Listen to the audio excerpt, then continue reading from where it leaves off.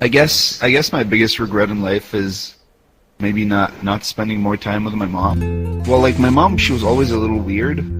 Like in life, she was always a little weird. But like every year near my birthday, she would make tradefuls of gingerbread cookies and pass them out to my classmates with like a handwritten card to like thank them for being my friend, which it was like okay. Like she still loved me a lot. Like if you stepped into our house, you would find our walls plastered top to bottom with every piece of shitty art school that I had ever done, you know? It would get to the point where I would just throw my creations away before getting home because I didn't want her to like just knack another shitty art on the wall.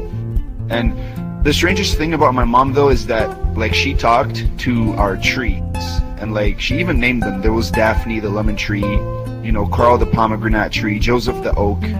The oak was bigger than a sapling, but it was still far from a mature tree. And sometimes I would even find her in the backyard having full-blown one-sided conversations with the trees. And one day I told her that, you know, that was talking to trees like that was a little bit weird.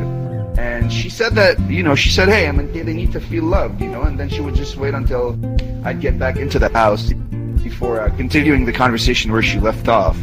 And sometimes she would even insist that we dress up in our nicest clothing and pose by the trees so she could take pictures of us with like her timer-operated camera. And I always knew she was far from a normal mother, but honestly, all we had was each other, and she did give me all the affection a mother could give. But when I moved out for college, I made sure to stay close because I really couldn't bear to leave her alone. And I told her this one day, and she kissed my forehead like lovingly, and she told me that it was okay because she had Carl, Daphne, and Joseph to keep her company.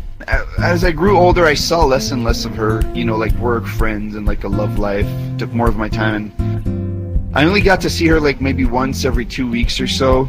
And one night I was at the bar with my friend actually, and that's when I got the call that my mother died. She had a stroke, and our neighbor spotted her through the fence, sprawled on the ground by the trees. And like a few days later, the funerals happened, and only a few family members and friends showed up. But that was fine. It was always mostly just me and her, like I said. And she was cremated shortly after the ceremony, and I took her urn home with me. And in her will, she only had one request of me, and that was that I continue to take care of and talk to the trees.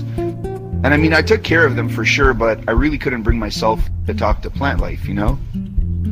And one day I finally got the courage to go like through her stuff in her room, and I found an envelope in her desk with a cache of papers inside.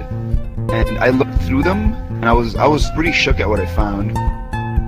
There were 3 stillborn death certificates for a baby Joseph, baby Carl, and baby Daphne.